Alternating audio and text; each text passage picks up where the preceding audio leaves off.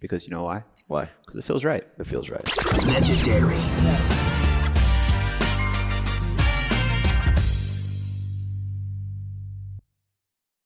Hey guys, welcome to the It Feels Right podcast. I'm Rob Nunnery with our co-host, Adam Stone. And before we get into today's episode, I just wanted to give a shout out to the companies and organizations that allow this podcast to happen. Adam and I love talking about pickleball with you. It's probably our favorite hour of the week, to be honest. But beyond talking about pickleball, it stops there for us. We don't like doing the editing, the production, the distribution. So the Dink has done an amazing job, supporting us and allowing us to do what we love while they get it out to you guys. So thank you to the Dink. And also thank you to our sponsor, Selkirk. They are the most innovative paddle company in the game. They continue to push the limits of what's possible in paddle technology. I have recently started using the Halo 16 millimeter and love it. So, Selkirk's very supportive on the playing side, but also in the content side. And they, this we wouldn't be able to do what we're doing right now without their support. So huge shout out to Selkirk, huge shout out to the Dink. And let's just get into today's episode. We've got a guest on today, and that's with Noah Rubin, a tennis pro and pickleball convert. And we just talk about kind of the parallels between pickleball, tennis, and where pro pickleball should go and what it should look like in the future. So let's not muck this up. Here we go. There's that red box. Let's go, boys. Redbox, man. Remember Redbox? They had a short little run. That's where you could get the DVDs, right? Yeah, I used to love it. Before like Netflix, you go to Redbox and get your DVD and take it back the next day. That's right. So first off, let's welcome Mr. Noah Rubin to the podcast. And guys, I'm going to say something really fast. Whether it's pre-tournament where I need to be light on my feet, or a podcast like this where I need to be sharp with my wit, I always go with steak and eggs, deep fried potatoes, and two biscuits. two biscuits for breakfast. What did you think about that when you saw us eating before our mixed doubles day with a little heavier than average breakfast? Yeah, I did a lot wrong this past weekend. That's for sure. But nothing as far off as not having what you guys were eating. I mean, this wasn't just a normal 6-ounce steak that you get in the side of 2 fried eggs. This was like a full 14, 16-ounce steak that you guys were just putting down in the middle of a rain delay. I mean, it was truly remarkable. This is pickleball. Help, please. Such a good tagline. This is pickleball. Yeah. So I got some notes here. We're going to give a little background on some of your successes on the bigger pickleball court, and nobody cares. A little background. Well, we got to say a little bit. We got former Wimbledon Junior Champion here, and actually a Wake Forest Demon Deacon. I'm from Raleigh, so okay. In the same vicinity there. Just some light headlines. Played Roger Federer at the Australian Open, wins over Taylor Fritz, Marco Baghdadis, Miguel Uzny, John Isner, no big deal, any of that stuff. So just wanted to throw that out there that we're dealing with someone who's got some experience with the racket sports. And I have here that I think what kind of springboarded your retirement was a bit of a wrist injury, I read on Wikipedia. What's up with that, Noah? Yeah, so actually first year kind of post Wake Forest, post my first year of Wake, when pro was moving up about 100 spots every month, got to about 160 in the world, and shoe dug under a court, got stuck, went over my scaphoid, fractured. Yeah, tough. About 6 months out there, and I have a bone floating around there that they said kind of no need for surgery. There's enough blood getting over there, but ebbs and flows, let's say. And about 6 months ago, felt it again, played a grass court tournament at the Tennis Hall of Fame, and mishit a few returns and really started feeling it. So I was already a little bit down and out. Tennis kicked my ass a little bit at the end and just really needed a true break. So I didn't necessarily leave tennis for pickleball. Obviously that's kind of been a narrative, a little bit with Query as well. But was playing tennis with a few guys. One of them, you guys know pretty well, the co-owner of the Fives, Mr. Ryan Harwood. And he said, got to check out the sport. Just take a little look of what's happening and maybe worth your while to get into. Yeah, definitely. I think that you're not alone. Tennis, tough on the body. I know Deckel had a recurring ab issue, and that's just, one of the many that have, had some struggles with that. Razor thin edges. Everyone's so good. If you have something going on physically, it's just going to be really tough to compete with those guys. So too bad, but hey, you might have a little change of career here and jump in that pickleball mix as you did with the diet a little bit. That's right. Change the diet just a little bit, just a bit. So did you by any chance see a little bit of the Andy Murray and the who was he playing? Kokkinakis. Yes. That's right. Caught a little bit of that. It's kind of been this like love-hate, relationship. I mean, looking at Australian Open, I've been in probably half the draw at one point or another in my career. So it's always like, I want to be out there. And Aussie summers are like, that's my favorite time of the year. It's hot as hell. The way, it changes by the day. You can have 60 degrees, you can have 160 degrees. It really, it changes. So playing those 3 out of 5 set matches, that was my first one in Australia. It's probably the greatest tournament of the year. The fans are amazing. They treat you the best there. And then, I was on court with Murray helping a player out a few weeks ago for off season in Miami. So to see him, the guy always looks like he's in pain. He probably is. And to kind of put that effort into this, tennis is just the worst fucking sport in the entire world. I don't know if I can even curse on this podcast or not. Yes, you can. You do whatever you want to, Noah. Hey, Noah, you do whatever feels right. Okay, it feels right. Tennis is the worst fucking sport in the entire world, and I love it so much. It's just unbelievable. To have this 6-hour match. These guys are finishing at 5 a.m., going to sleep at probably 10 or 11 in the morning, and then they're coming out the next one. Murray is coming out, a day and a half later to play another 3 out of 5 set match. You can't make this shit up. And for my 5'9" Jewish body, there's only so much it could handle. So yeah, it was a lot. It was a lot to handle and to watch kind of these guys and, grind it out every single match. This was only a few rounds in. They have a few more matches to win the tournament. So it's brutal. It's brutal, but it's not anything like a full day at a pickleball event. What is? What is? Yes. I always kind of think of tennis and pickleball kind of like a Venn diagram, where they're separate things, but there's some things in the middle that are very common to both. You had that first experience in Punta Gorda this past weekend playing pickleball. Is there, I don't know, just something that you saw about maybe a game style that transitions well, or some of the similarities and the differences of the two sports? Yeah, it's interesting. I think I didn't know how different singles and doubles were. I've played only a handful of times, in practice matches and stuff like that to really see it. But once you get into competition, you're seeing other people play. It's a completely different sport. I would say singles is just like a mini tennis in some aspects, and you can really play more of a tennis style. And you see a lot of the tennis players kind of making runs in those sections. While in doubles, it's just a complete mind game. That's really all it comes down to. It's, you're baiting somebody, do you want to get into the hands battle first? Am I going to be out here forever dinking? What's the game plan going to look like? And it's just a mind game. So at times, it's fighting the boredom. I'm not going to take it too soon. I'm going to be out here for a year and a half. Or it's like, I'm going to be the one that's aggressive. And Simone was one of the first, as being the last ones in the tournament, the last ranked, we had to play the first seed in both singles and in mixed. Simone was really nice and helped us out with these sides and making sure that we didn't lose too many, only 3 points lost on the wrong side. But she said, you guys aren't ready to be in that dinking battle with us. We can kind of take advantage of that.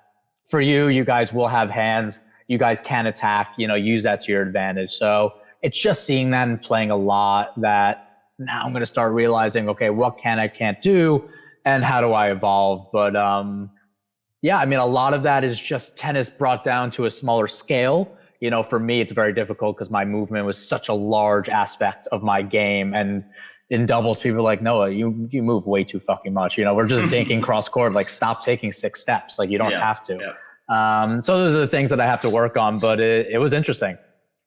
Yeah, that's a common thing with tennis players coming in. You're moving way more than you realize that you need to, because you don't have the court awareness of like the patterns of where the ball's, the anticipation, in doubles especially. In singles, your movement's gonna serve you well, but doubles you can definitely overmove for sure. Yeah, I'm like tripping over myself, moving in like the same vicinity in like a small circle. And I'm like, just stop, Noah. Just doing a hard split step on everything. Literally, Split step. Every time. I think of it a little bit when you first start, kind of like racquetball. You jump in to play racquetball, you're running all over, and then you realize the ball kind of comes to you if you can anticipate it and whatever. So I do think less is more at times with the footwork, but hey, foot speed and court coverage, it's maybe a little less important, but still a big factor in the game of pickleball. So that makes a lot of sense.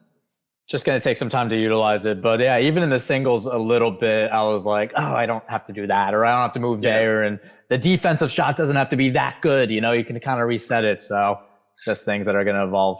What was your general experience playing the APP in Punta Gorda? Yeah, I mean, I was told early on, like, don't judge us by this tournament. They didn't have enough courts and stuff like that. I think there's a lot of amazing things about pickle that hopefully they can kind of go in that direction. I've been a proponent and speaking about how I don't want them to be tennis, and I think we're seeing that a little too much in kind of the direction that we're going in. Agreed. And I've made a joke. I mean, MLP called it the Challenger Tour and like gave me like heart palpitations. I was like getting nauseous a little bit. That's what they call it in tennis. Like it was like too soon. Oh, for sure. So yeah. I think a little bit, it was just such a fun atmosphere. Not that everybody in the tennis world is not welcoming. I just think there's just like this kind of open arm feeling a little bit within the pickleball space. And I know that the amateur side is a little too closely connected to the professional side. It kind of lacks that evolution for pros to kind of go and change the scoring and format and scheduling. But there was something enjoyable about having them there and still competing. It kind of made this community feel. And I think if they can kind of separate it, but keep them there and keep them excited, that was fun. I mean, these ladies were, asking for autographs and they were just there and screaming. And I think we need more of that. But again, I think we a little bit too much in that tennis direction. Like I was like joking, getting pumped up when I won my 4th point or whatever. And then, the ref was like, no, I get it. But like, it's getting too close to coaching. A couple of people said this and I'm like, there should be unlimited talking. There should not be a word said. This should be a fun atmosphere. No, I agree. From the professionalism of the athletes, it's like, let's have fun. Let's do it. But, we're here. Let's try not to be too much like tennis because we're going to lose that battle.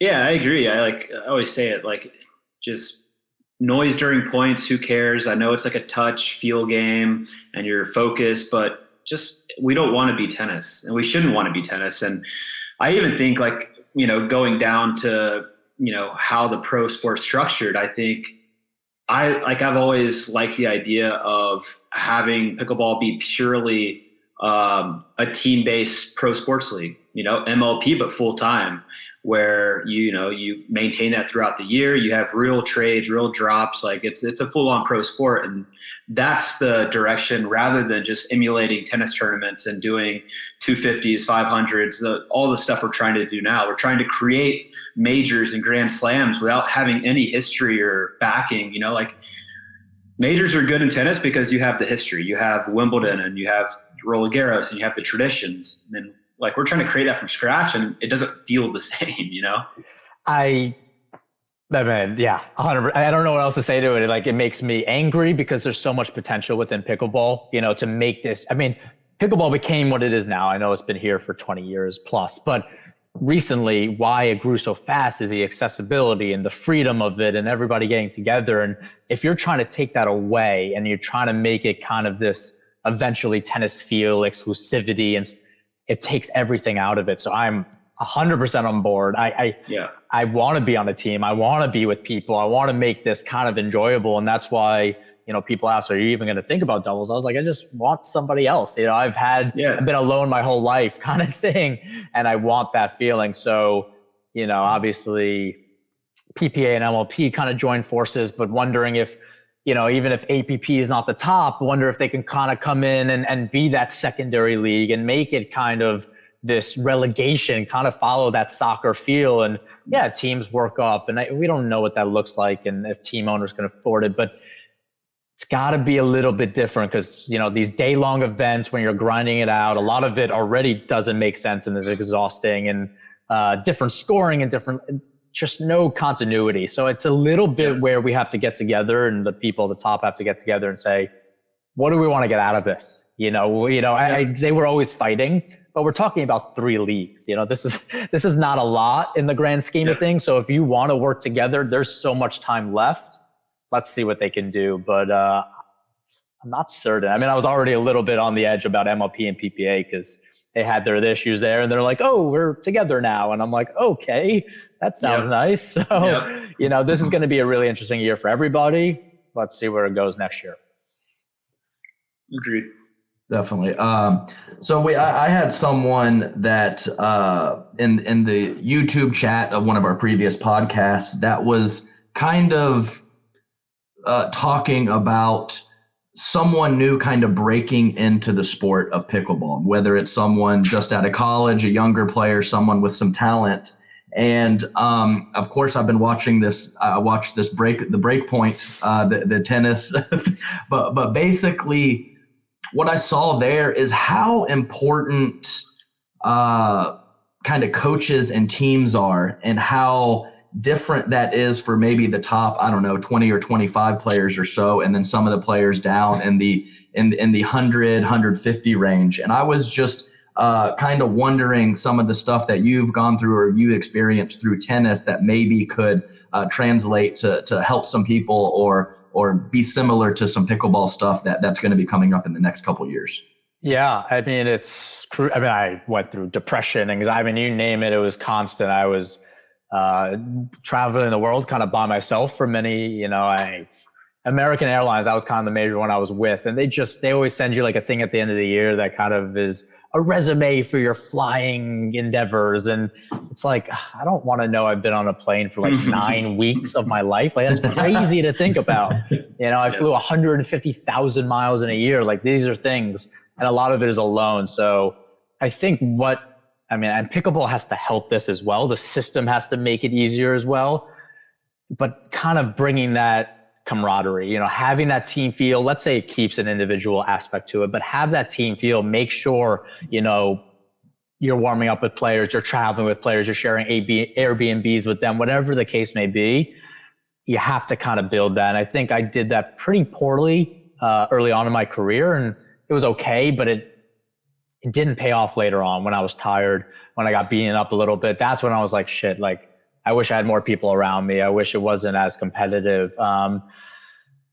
But it's a tough, in an individual sport, if it goes this path, it stays this course, the people that you're trying to reach out to are the players that you may be playing in the finals of the next tournament. So regardless of how open you are with them, that was always the issue with tennis, was like, and that's why, I started this platform Behind the Racket, and it was even a struggle to kind of get that off the ground, because it was this situation where I don't want to share my emotions with you because I am literally playing you first round next week. And, that it's such a struggle. So that's why you try to get a team around you. And like you were saying, with the top 20 players in the world can afford it, but I was 120 and I couldn't really afford. I had a coach every once in a while with me, couldn't really afford a full-time team. So that's where it lies. But if you can kind of create that team, within the group, within the players, it's nice. But again, still may play them next week. Gotcha. And you obviously just mentioned the Behind the Racket, and that is the podcast that you created. And a lot of the main things, as you mentioned just a second ago, that some of the big topics that you guys talk about is the loneliness of the travel, physically, mentally demanding, and some of the, top heavy type payouts, and it plays in exactly with what you just said, is having that separation. If it was a little more evenly spaced out, it could give some of those players who might really have top 10 or 20 talent, but don't have some of the resources to get them there. Tell me a little bit about the podcast. Yeah, no, it first started out kind of as a page where I just went to my friends and said, hey, do you mind sharing a story, and just seeing what that was like? Because I dealt with certain situations and just kind of wanted to get out into the world and share these stories, let the fans connect closer to the players and really understand what's happening. Because as you may or may not know, tennis players get hate mail every match, win or lose. I mean, lose more than winning, but it's all these gamblers that are just wishing death upon your family and everybody else. So I just thought maybe let's share what's actually happening in these lives and maybe prevent some of this. But it kind of exploded a little more than I anticipated, and was one of the early platforms, especially in tennis and in sport as well, where it was just allowing these players to open up on their own terms, like they haven't done before. The media kind of muddles the waters a little bit, and it gets a little bit dicey of what you can and can't say. Everybody's PC. And this was just, what are you going through? Tell me what you're going through, and how does that make you feel?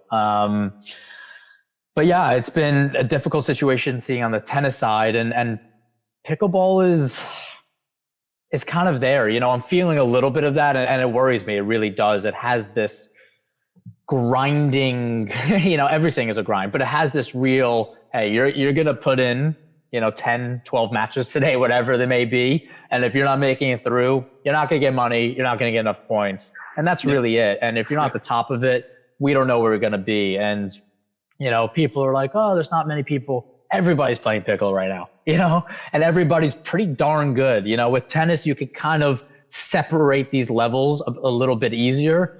With pickle, you can get a guy that's, played D3 tennis and just stepped on pickle, and you're like, oh, the guy's like pretty good. He's been playing for a few months. So there you go. D3 tennis. But even without like that much preparation, they're like, okay, where it's like just, and I'm sure, you guys have been around. I don't know how long specifically, but I know you're a little bit of the OGs. You look 3 years ago even, and I'm sure the first few rounds were like, these guys aren't that great. You're kind of smoothing through a little bit, where now it's like, oh, you're grinding regardless, and that's how it's going to be. So I really want to see pickle look at tennis and be, okay, what can we take from that? But in the end, be like, how do we use this to really be marketable, use these players, make it fun, make it enjoyable, a little bit of that festival feel, to take that grinding mentality out of it, because it's always going to be there, but how do you make it more enjoyable? No, that's well said. And I mean, things are just so established in tennis, and this is still pretty young, growing fast, but still young. So to maybe work out some kinks before it just seems like a pretty important time in this next year or two to possibly put it on the right path to moving forward. Definitely. Yeah. Sorry. No, I was going to say I'm sure you felt it, because like when I first started playing pickle at a tournament, I was so confused with like how the day was going to go, right? Like you see the 8 a.m. start time, but then you're like, okay, well, when's my next match? Like, how does this work? And you're just like, you don't have a next match time. You're just waiting with your phone, seeing when it gets called. And it's like, it's a bit of a mess. And you don't know if you're going to go on in 5 minutes after your match or in 3 hours after your last match. And you have to sit around and wait. And it's mentally taxing too, because you're just always have to be kind of like prepped. And Adam and I talk about that a lot. It's like, in tennis, you have a not before 10 a.m. type thing, which I think we need to go to, or there needs to be some kind of standard, because just to have players like on call throughout the entire day is insane. Yeah, I mean, 100%. That's why you eat steak and eggs. So you have the strength to power through the whole day. That's right. Fuel up. Let's go. This is amateur hour. I'm just taking notes, man. That's all I'm doing. But it's funny. I mean, we're like comparing it to tennis, and being from the tennis world, tennis is, 10, 15 years behind other sports. And that's why I'm saying, like, I want pickle to skip some of the things that tennis is doing, like the not before times destroys tennis. Like the fact that I'm playing in Aussie, in Australian Open, one of the biggest matches of my life, and I have to have 3 different lunches because I thought I was going to go on at 3 different times. Like these things are not thought about in other sports. You know exactly when you're playing, who you're playing, when. This was like, now I'm 3 hours later than I expected. I have to warm up 4 different times. Like these are the things. So pickle has to change drastically, in my opinion. I think we're far away from it, but yeah, I mean, it was a lot of people ask, how did I play my first tournament, and I was just worried about when I'm going on the court and, what side of this court to stand on when I got there. And I think I got fairly unlucky. I mean, I played 5 matches within like an hour and 10 minutes. And, I was playing in this feed-in draw where, my 4th match was against somebody's 2nd match and he only lost 1 and I won 2. And my 5th match was against somebody's 3rd match and he won 1 and lost 2. Like, I'm like, what? This doesn't make any sense to me. What is happening? Why are we overcomplicating things? And, the people in charge between Ken and Jenny, they're amazing. They're very sweet and they're answering all my questions. I'm sure super pissed off how many questions I was asking by the end, but it just seemed like a lot of overcomplications for things that we just kind of have to simplify at this point. Yeah. And the thing is, you played that 5th match in an hour and 10 minutes. If you would have won that, you would have had a 4-hour break. So it goes both ways. It goes both ways. And that's what happened with our doubles. We lost our first one to Simone, and then we were like, "Oh, are we on? Are we on?" And it was like an hour and 20 minutes later, and then we played. Yeah. What are your thoughts, Noah, on? So you weren't around last year necessarily, but typically the way streaming works at most tournaments, both APP, PPA, is that Thursday they stream singles. Maybe they start, the draw starts at 8, but maybe streaming starts at 11, something like that. So you get past the first couple rounds and then you get into the thick of the draw. Mm-hmm. And then we saw this year, and then Friday mixed as well, which is a big draw for viewers. Like, people love watching all doubles. I mean, singles I think is a little less popular in terms of viewership, but especially being on a Thursday. But mixed and gender doubles is a big draw. And we saw no streaming with the APP on singles day or mixed day. What are your thoughts, generally speaking, just from an outsider looking in at what pickleball is doing, on the lack of streaming for those days? Yeah. I was looking into PPA and MLP as well. I went last year to check out, specifically on the APP side. I know I got a lot of messages and Twitter responses and everything else of being like, where can I see this? Where can I watch this? And first of all, I didn't really know that it wasn't or was. But then after my match, I was like, I found out that they weren't streaming the singles at all until Sunday finals. It's tough. It's a really tricky situation where you have a storyline, possibly like myself or a query or any other storyline that's coming in. And there's really nothing to back it up or to show or to prove. And you just kind of have a score. I don't love it. You already have a website that's fairly antiquated. It looks like it's from, 1999 and it was on the first Dell, processor. But, you take it from there and then you say, hey, we don't have streaming. It just kind of shows where Pickle is. And I know PPA has worked really hard, as well as MLP. And, you're seeing it on CBS or Tennis Channel or whatever. But I think they have to look at it and be like, how are we getting it out to as many people as possible, as quickly as possible? And APP did a fairly good job of getting a crew together, just have videos and stuff. But, still, it comes down to a lack of finances and how much they can afford to do. And I think they're just in a little bit of a tricky spot because obviously you want to see 10 times the amount of Instagram reels and lives, and there should be as much as possible because that's what you want to get. You want to get these young kids involved. You want to make sure anybody has the chance. And, we have college tennis matches, that make $0 and they have play site, it has, you can get it out and you can have all these courts, with just simple GoPros or an iPad or whatever the case may be. So what are your thoughts on having like a play site and the single stationary camera on each court just to have it out there so people can watch? Easy. I mean, of course you want this 6 camera setup that everybody has, but just have it. I know I watch college tennis with my friends that are playing now, and I'm like, I'm just happy to have it. To be able to watch. Just to have it on the background, and I'll put on, Patrick Maloney in Michigan, and I'll switch to his, partner that's playing on court 4, and you have 6 courts going, and it doesn't take that much effort. So no, but the argument that the APP had was that, if they're showing a sponsor a stream, they don't want it to be a subpar product, which, if you have one stationary camera, it will be, but you don't necessarily have to sell that ad space, right? You could sell the high production ad space with the stream on Saturday, Sunday, and at least, satisfy the fans by having a single camera on each court. Because that's always been a complaint is like, there's so many, Adam and I talk about all the time, there's so many really intriguing first round matchups that will never be shown on a stream because one, streaming doesn't show up until 3 hours after the start time. And two, there's only one court being streamed. So we miss out on so many good matches just purely because a lack of, course being streamed. Yeah. And I know it sounds dumb, but I was early on, I was like, it has to be perfect before it goes out there. So I understand that mentality, but then you just don't have a product, and I think I'm in this spot where recently it's been better than nothing. And I made a joke, to my fiance. I was like, God, I can't believe that TikTok video went viral. I mean, it looked like it was done on a Nokia in 6 seconds, but that's what it is. And I think we have to get to a point where it's like, we just have to have as much footage as possible for everybody's Instagram, Twitters, put it out there, their YouTube channels. If us three just had footage of every match we played, we'd be good for the year and we wouldn't have to pay for any photographers or videographers. And most people don't. So nobody sees anything. And that's what it comes down to in the end. And it's sad. It really is. Because right now, I don't know if there's ever going to be a time like this in pickleball with so much enthusiasm and excitement. It may evolve and it may be in a better spot a few years from now, but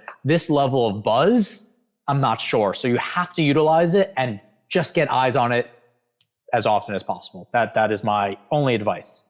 Totally agree. I like that. I think that's totally true. We talk about, sometimes the pickleball bubble, and I don't think it really is a total bubble, but you're right. The buzz, the oomph, the everything that's going on with the sport right now is next level. So just pump out the content. And I do think that, like you said, financial restrictions obviously a factor, but I think MLP and PPA are going to do a little bit better job, and I'm really excited to see what happens with this first MLP. Corinne just got contacted because they like the pregnant lady storyline.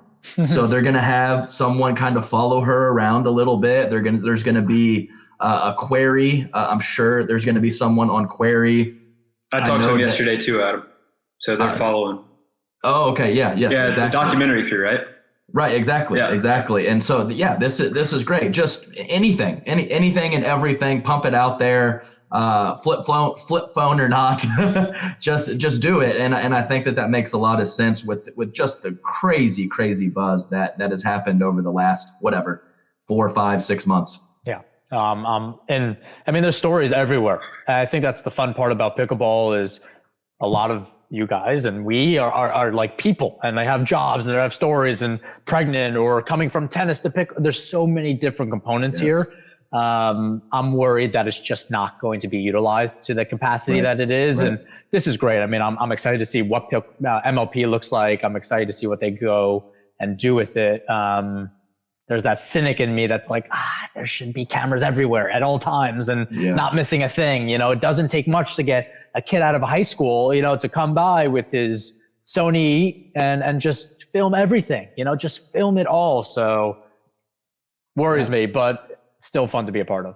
Yeah. I mean, we got, 2 top 10 players that are lawyers. We got Lacey Schneeman, a project manager for Boeing. Like we have these, Rachel Summers, who is going to be a helicopter medic for the Army. I mean, this is real stuff. And these are the type of things that people want to see and want to hear about.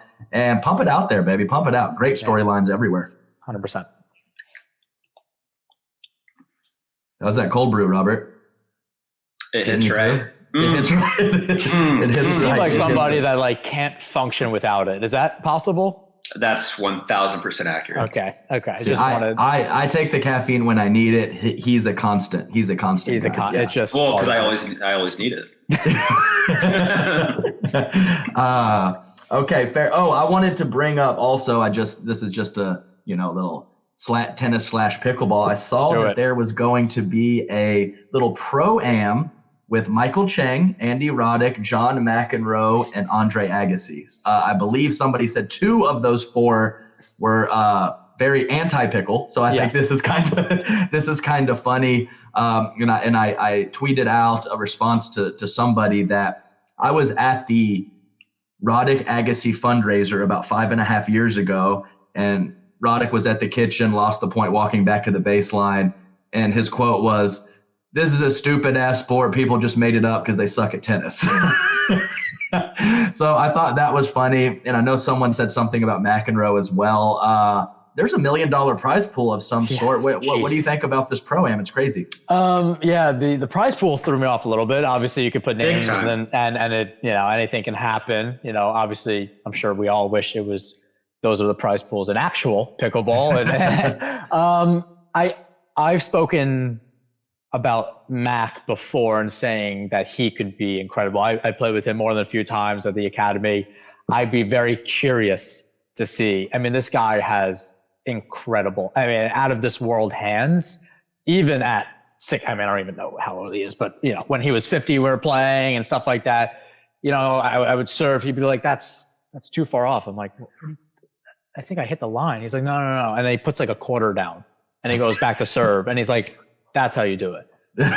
It's fucking obnoxious, but it's like, what can you say? The guy just hit the quarter. What are you going to do about it? So very curious what that kind of level of hands would look like. We obviously saw Sock, who is arguably one of the best doubles, tennis players in the world right now, and kind of make that wave. And Mac would be an interesting one because he has those old school strokes in tennis that could really translate to pickle very well. Mm-hmm. That continental. Yeah, that continental grip, the low dink slice cross, he'd be just absolutely disgusting at it. So I'm interested to see kind of the buzz around that. I'm interested to see how these pro-ams play out over the pickleball. If people just get sick of them after a while, where that goes. Are we overdoing it? I'd like to see a lot more, a little bit of what happened in Vegas of combining pickleball pros with AMs and having more of that pro-am feel. Yeah.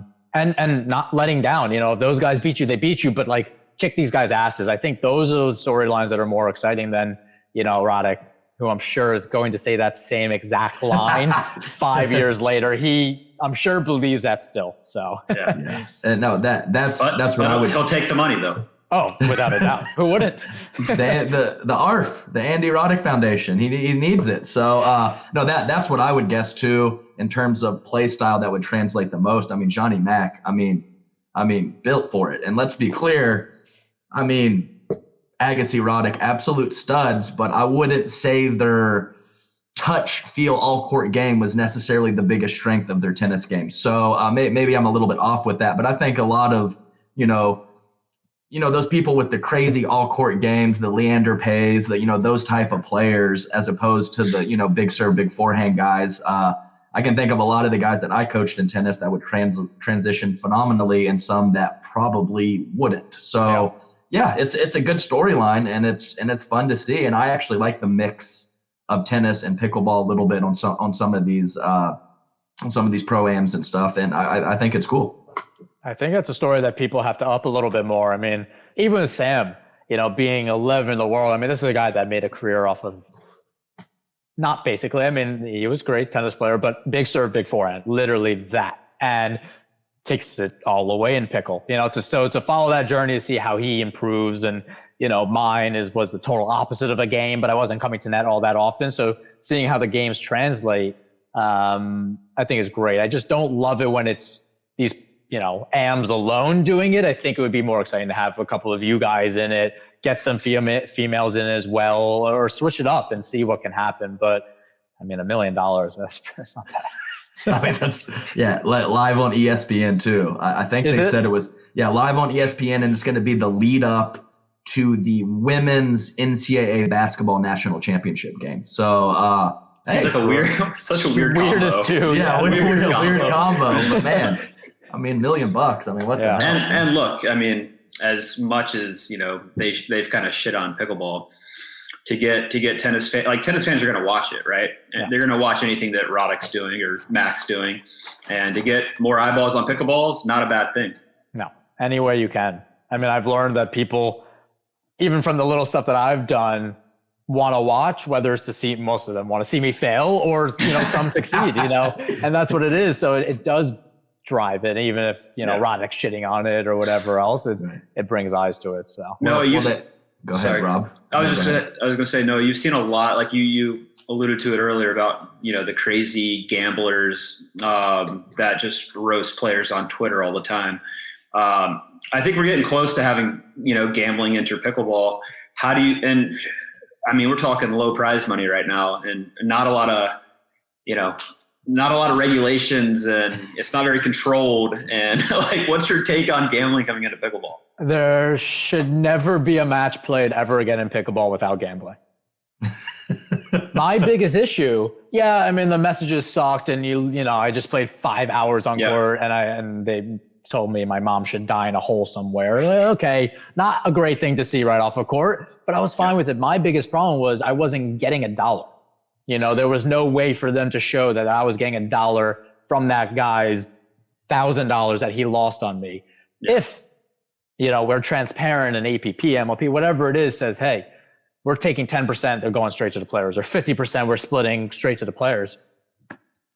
Tell me that my mom should die all the time. Tell me that I should die all the time. I'll take that money in a heartbeat because we know that's going to happen anyway. Like it's going to happen one way or another, whether it's regulated or not. So let's do it ourselves. Let's be a part of it, and let's take our money from it. And that's where money is. That's why, you know, cornhole is there and darts, because we're all degenerates, and, you know, people love gambling. I don't know, not one of my friends doesn't gamble at this point. So let it be on Pickle. They would have so much fun doing it. But is that how it typically, because I don't know a lot about this world, is that how it typically works, where, you know, some of that gambling rev goes to players with like or is it not like that? So within tennis, it's the grayest of all the areas.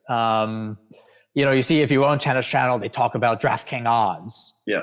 But, you know, tennis players can't have anything to do with it. Then the tournaments can't necessarily, it has to be within it's a whole gray area where, for me, it's like, open up the floodgates. We're here. You know, the throwing of matches, all of that is here already.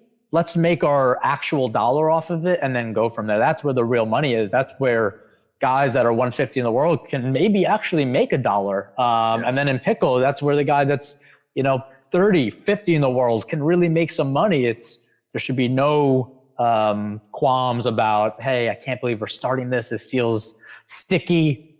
Everybody does it. It's a part of every sport. And especially within MLP and a team competition, let's get, you know, these fantasy leagues out. You know, there should never be there should never be another pickleball tournament without gambling involved. I like that.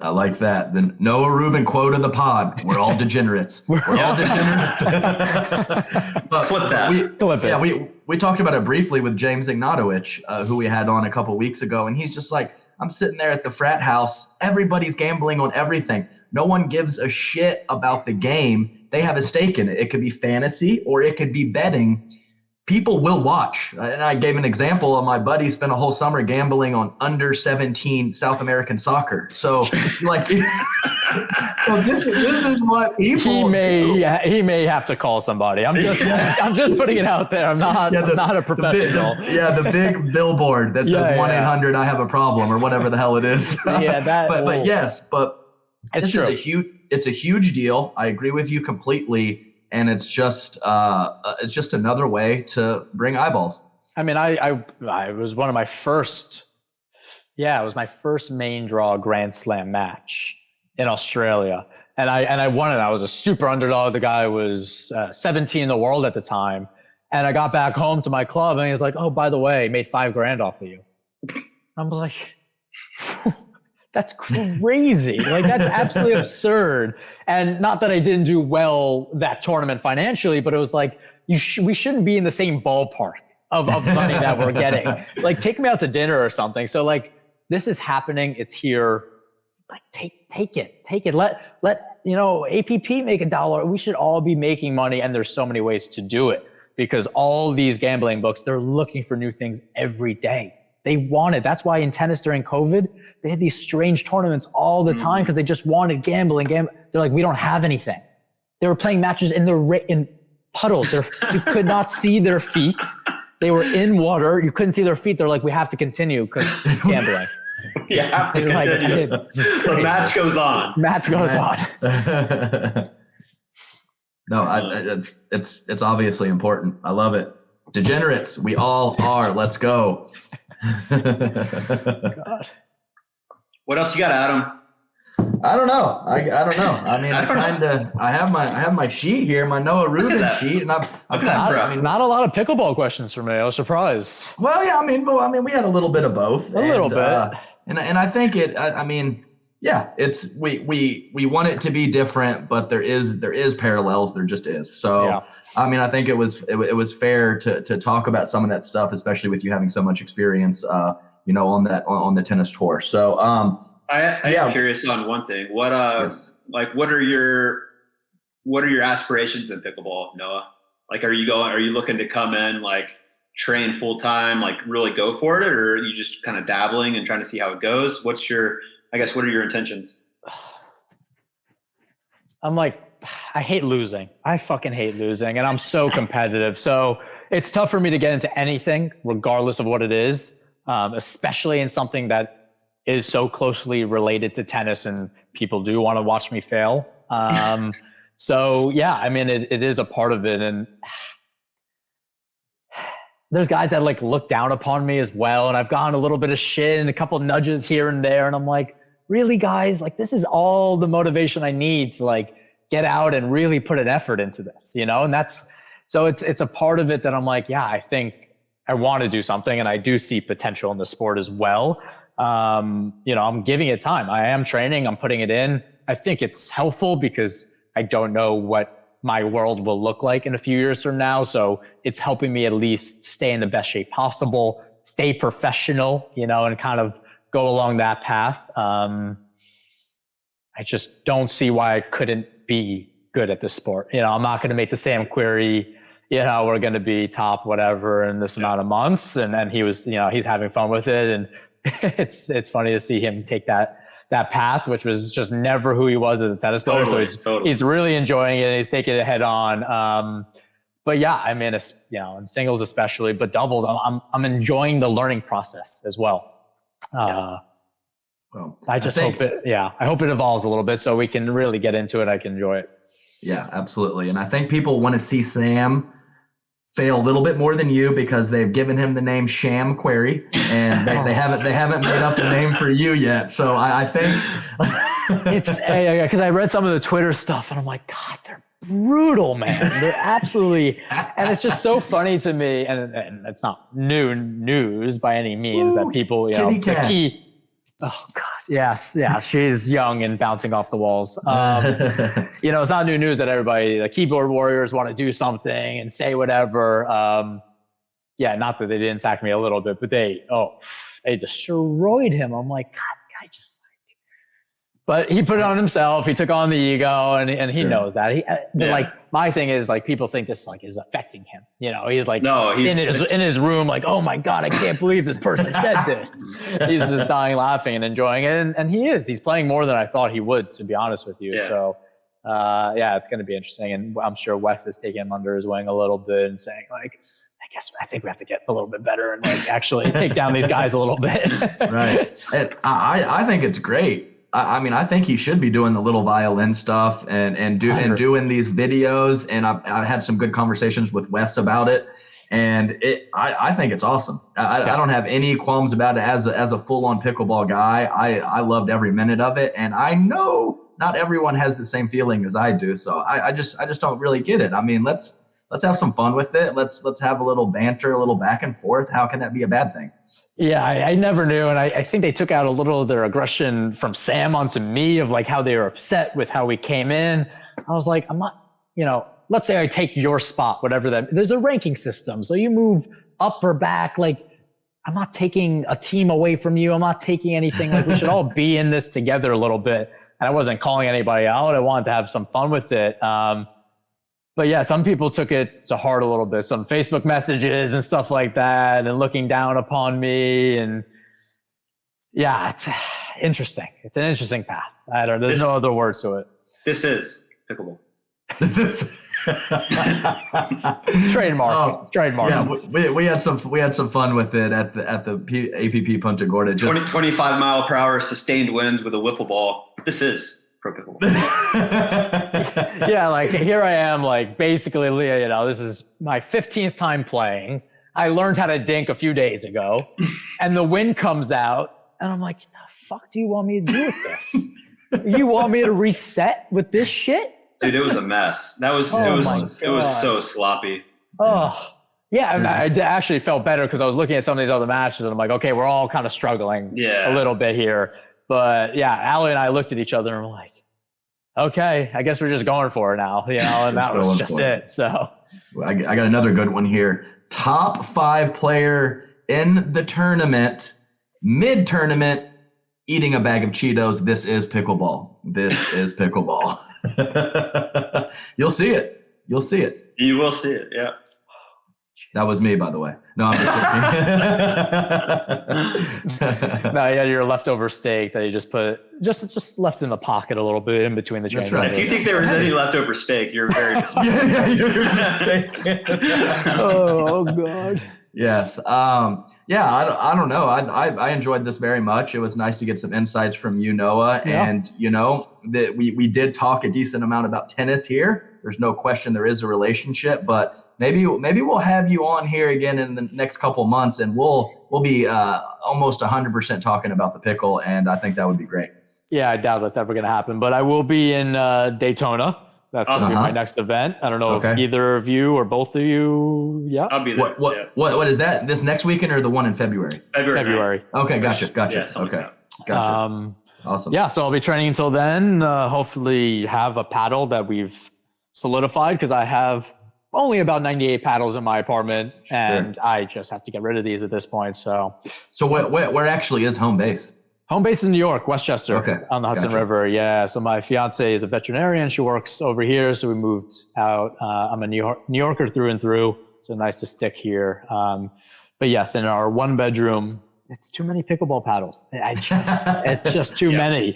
And who knew there was 642 pickleball companies that would get into the sport?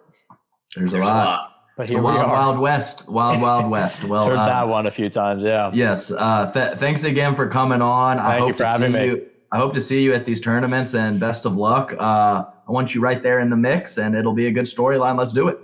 See you guys soon. Thanks. Alrighty.